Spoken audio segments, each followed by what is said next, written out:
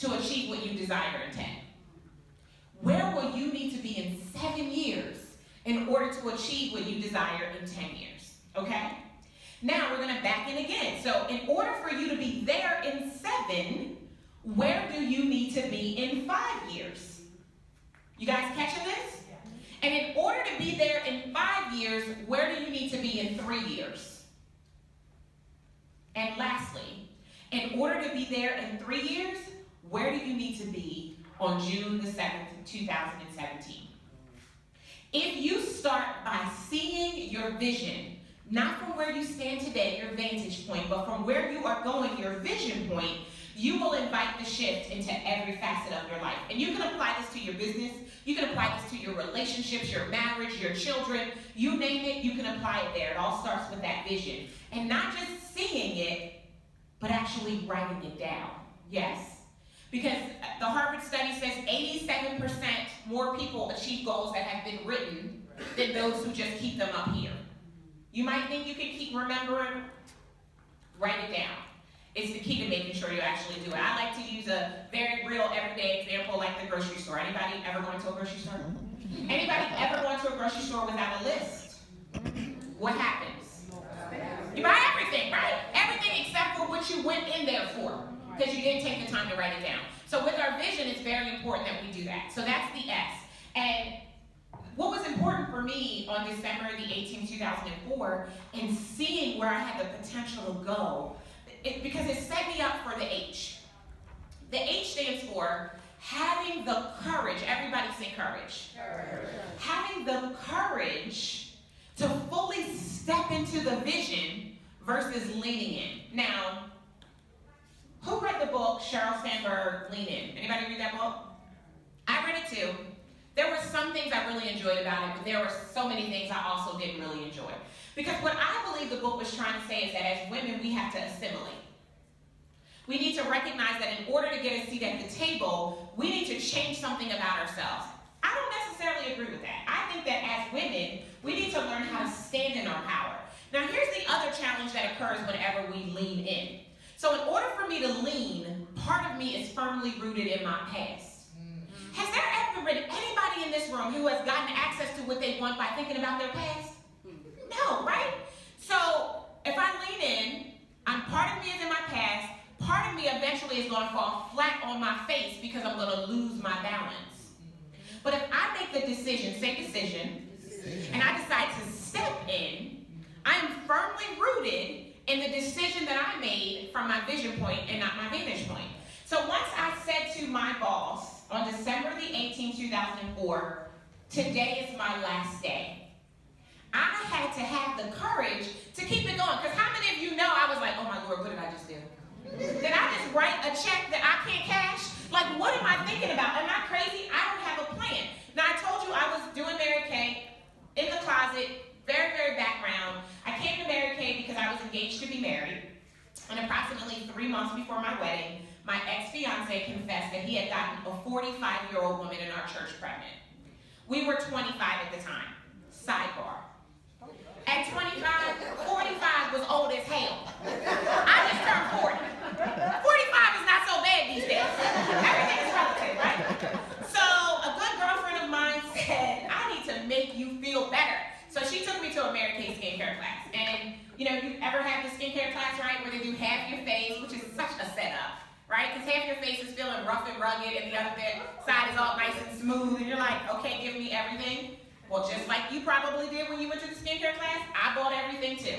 Now, I purposely left my purse at home because I knew what was going to happen, and I didn't want to be hoodwinked and bamboozled into buying a whole bunch of stuff I wasn't going to use because my skincare regimen was soap and water. But I happened to know my credit card number by heart. So I bought it all. I was trying to buy stuff she didn't even have with her. I'm like, well, don't you got some more stuff at home?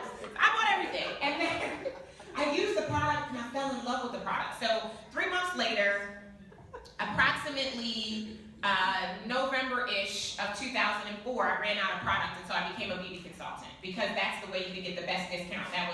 That's how she hooked me in. And so I'm doing Mary Kay part-time in my business and decided, you know what, I'm going to see if I can do this Mary Kay thing full-time. I'm going to see if this could become what I do instead of coming here every single day. And it all starts with a decision. Emerson says, once you decide, all of the universe rearranges itself to give you what you decided. So see, we decide here today in Largo, Maryland, and there's a shift in China. Because we decided here today that we are going to make it all about us, and we're going to get access to what we need. And so I decided that I was leaving. I decided I was going to do Mary Kay, and 5 months after I walked away from my job, I was picking up a pink Cadillac. Right? So it's important to start with the decision. It's important to see from your vision point and not your vantage point, and have the courage to actually step fully into the vision in order to make it happen. Now, the I is very, very important as we talk about shifting. The I is about inviting influencers to take the journey with you. I'm sure that you have all heard that you become like the 5 people with whom you spend the majority of your time. Who in here has a girlfriend who's always crying broke? She is messing with your net worth. And you might need to reevaluate whether or not she gets to stay in your life unless it's you. Right? You become like the 5 people with whom you spend the majority of your time. And if you truly want to shift, you need to invite influencers to spend time with you. You need to put yourself in a position to get access to influencers. So now I'm full-time in my business, in my Mary Kay business. I've got a pink Cadillac. So what do you think I do? I go get some friends that are also driving pink Cadillacs that are national sales directors. Because see, if I desire to go where they are, I need to start hanging out with them, because success leaves clues. So I started hanging out with the national sales director friends that I have, and it helped me to think bigger. We naturally expand the possibilities of what we can experience in our lives when we are given exposure to things we're not used to. Now, I mentioned very briefly that I was born in the projects of Wilmington, Delaware. I like to say that. I really only lived there for 2 years. But I just like to say it. It just sounds really, really good when you think about where I am today, running this $1 million company that I started in the project. And it's true. But one of the things that is important that we realize as we invite influencers into our lives and we position ourselves to get access to the shift is that you want to take away the most important keys that they have to share with you in the journey. So whenever I'm hanging out with people who are where I desire to be, I always have pen and paper. I'm always taking notes because, again, success leaves clues. And if we want to experience the shift, then we have to make sure that we're paying attention to the things they may never tell us. I remember one time, I went out to San Diego to hang out with one of my national sales director girlfriends, and I was at the point in my Mary Kay business where things were okay, but they weren't as great as they could be. And I remember saying, you know, I want to come and I want to hang out with you, and when we get there, you know, let's go out to dinner. So I got there on a wing and a prayer, mind you, because just because you have the pink Cadillac doesn't mean that you have the salary to go with it if you're unwilling to do the work. Can I keep it real? Yes. And so I get there, and I need an infusion in my business so I can go to the next level and just really get back on track. And we go out to dinner. And we get to the restaurant, and there are no prices. You guys have been to one of these kind of restaurants, right? And I am praying that this is not the time for me to buy dinner. I'm praying. I'm like, oh my gosh, I pray she's going to get dinner. Like, she asked me, I mean, literally fumes on my credit card to get out to San Diego. So anyway, we eat dinner. Oh, we eat dinner. I mean, it was good. And then the bill came, and she's like, you traveled all this way. I got you. Woo! Invite influencers to participate in the journey with you. Because if you invite influencers to participate and you take notes when they're demonstrating the success keys for you, then you can go back to San Diego the next year and you can buy them dinner at the restaurant where there are no prices on the menu. But you have to be open to do that. So that's the I. So let's do a quick review. The S was see the incredible from your vision point and not your vantage point. And the H, have the courage to step in and not lean in. And the I, invite influencers to participate in the journey with you. The F is all about fighting the fears. Okay? Now, each and every one of us, we were born with 2 fears. Does anybody know what those 2 fears are? The fear of falling and loud noise. So the only fears that we're born with. So where does this I am not enough come from?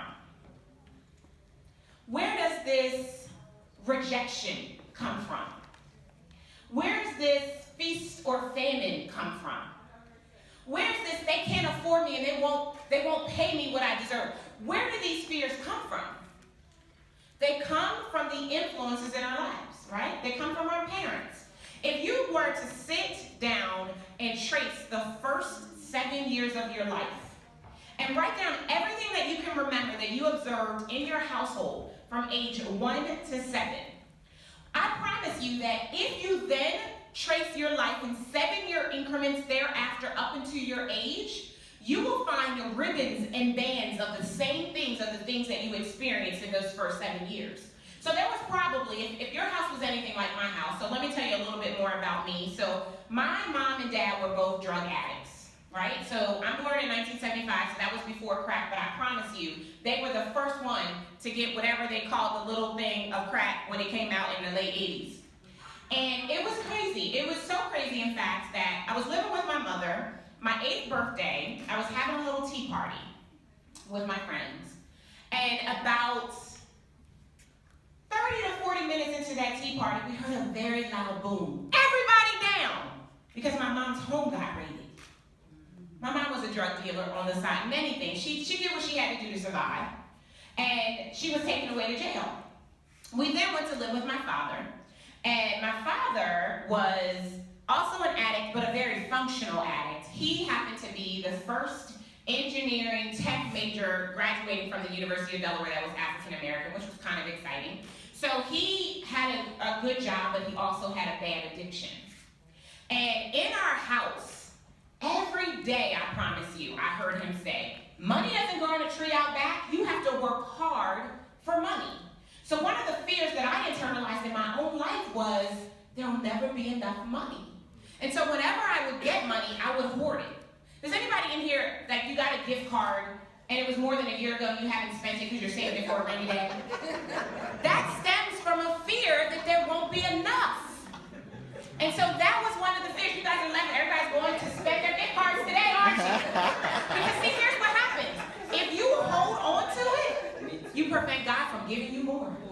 You're saying, God, see, I don't need what you have for me because I got this over here and I'm saving it for a rainy day. But if you would just open yourself up to the possibility to accept the gift when it is given to you, then you would allow more gifts to come into your life. That, ladies and gentlemen, is called the law of circulation. And that was a bonus because I wasn't planning to talk to you about that. But it is important to understand, as we talk about fighting the fears that threaten to derail your shift, you have to understand what the fears are, and then you have to invalidate them.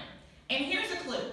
Just about anything that you might be afraid of is either from your past or into the future, right? Because we're as afraid of the unknown as we are the things that we went through and we messed up. But there is no fear in the present. If you stay firmly grounded in this moment, and you think about who you are and what you are capable of achieving, you will have the courage and the power to do whatever you need to do to get access to whatever it is you desire to have. Fear is never going to go away. It was created by your ego to lead you to believe that where you are right now is the safe place for you. But that's a bold-faced lie, and I'm going to encourage you to not let fear stop you from shifting. So that's all about the fear. The other thing, one last thing I want to say about fear, which I think is really, really important because it is going to constantly come up. This is actually what I do whenever I experience fear. Because again, you will feel fear. It's a natural reaction, right, from your ego. So, whoa, it's a checkpoint. It's not a turn and pivot and go in the opposite direction. It's to evaluate where you are and make some different decisions so that you can actually get access to what you want. So here's what I do whenever I experience fear. Number one, I look for the evidence to support that the fear is real. There's seldom any evidence, right? So that's the first thing I do. Number two, I acknowledge it. You know what? I'm a little afraid of this. But I'm going to do it anyway because everything that I want is on the other side of what I fear. And how many of you have ever feared something and you did it anyway? And when you got to the other side, how was it? It wasn't as bad as you thought it was going to be, right? Because it was all up in your head. So I invalidate the fear, right? And then I acknowledge the fear. The third thing that I do every single time I experience fear is I immediately allow myself to get into the present. where I am right now, what I know to be true. And I start with things like, I know that my name is Darnyelle Antoinette Jervey. I know that. I know that I am cute. I know that on a good day, my hair is not puffy. I just wanted to check and make sure you were still with me. I acknowledge where I am in the present, and I express gratitude, because if we are grateful, we are not fearful. So I take the time to be grateful from everything I can find around me, to the cute shoes on my feet, you name it, I'm grateful for it. And in that moment when I'm experiencing that gratitude, I start to go back through that shift. I start to see myself, if I were actually to do this, what would it look like when I got to the other side? What's the best possible scenario when I get to the other side? And it always gives me that courage and gives me permission to actually step into whatever it was that I was afraid of in the first place. Now, as this shift continues, and I'll tell you a little bit more about my story, because when I quit the job, when I quit the corporate job, and even when I started working my Mary Kay business, I experienced tons of bouts of fears. I had a six-figure income in my corporate job. And when I first got to Mary Kay, I was nervous about would I have another six-figure income. And then I was in Mary Kay and I wasn't loving it anymore. I found myself again at that crossroad where again I realized I was sitting behind someone else's desk. Now surely, it wasn't a steel desk like it had been in my corporate career. It was more flexible because I could control my destiny a little, but I was still allowing somebody else to determine what I was going to be paid, right? Because whenever, like, if you know anything about Mary Kay, you can make 50% if you're selling the product. If you're a sales director like I was and they're your personal team member, you can make an additional 26%. I remember October the 30th, 2007, I was finishing my second pink Cadillac, and we had to do $60,000 retail, or $60,000 wholesale, which is $120,000 retail, in order to achieve the car, and we did it. And when I got my paycheck from Mary Kay the next month, it was about $16,000. Now I know some of you out there are like, why is she complaining? She got $16,000. But I did $120,000 worth of work to get $16,000. I said, no, wait a minute here. Something is not computing. Let me get my calculator and add this up again. Something is not right. And that was the time when I realized that unless you're expanding and unleashing your own brand, you're always going to be subject to what somebody else thinks you should be paid. I know you're here today because it's all about you, and you want to learn how to unleash your brand. So that leads me to who I am today. So today I run Incredible One Enterprises. We are a business optimization consulting firm, and we work with entrepreneurs and small business owners, and we help them to experience financial and spiritual abundance in their lives because of their businesses. And I know that sounds really, really good, and you're wondering, what does that mean? I believe that there are basically 5 pillars to optimize your business. Brand messaging, that really determines how you get known in the marketplace. Marketing, that determines whether or not you get found by those clients you want to serve. Sales, this is the most important because this determines if you actually get paid. Overall operations, what determines if you actually have a business. And then talent optimization is about building the team that's going to support your endeavors to allow you to build your brand. And through leveraging these 5 pillars with my clients over the last 8 years, we're celebrating our 8-year anniversary at the end of this month, I've helped my clients to grow between 50 and 600% in 12 months. I did, for the last 5 years, I did an annual conference, and we just did it for the last time 2 weeks ago.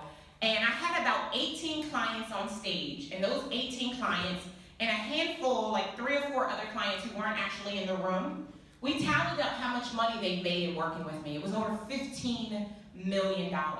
So why am I sharing that with you? Because if you truly want to see your vision, or see the incredible from your vision point and not your vantage point, if you are courageous enough to fully step into your vision instead of allowing yourself to lean in, if you invite yourself to be around influencers such as myself, and you consistently fight the fears, you'll be able to complete the shift. The T stands for taking the time to celebrate all that I am.